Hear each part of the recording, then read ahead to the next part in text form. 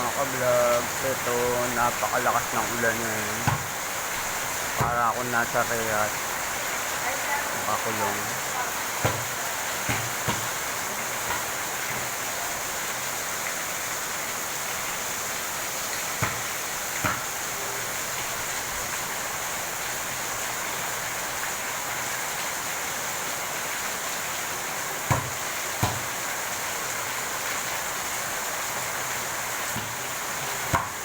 Yung isang naglalaro, malaya. Samantalang ako nakakulong. Dahil sa lakas ng ulan. Nilalamig na rin ang paa ko. Nabasa ako.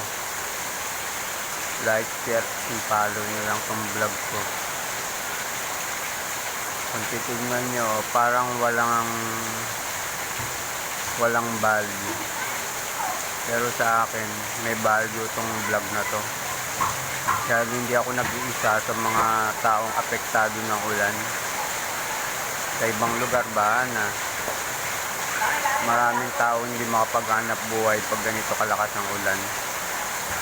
Kaya like, share, and follow nyo lang para sumikat naman tong vlog na to. Thank you mga ka-vlog.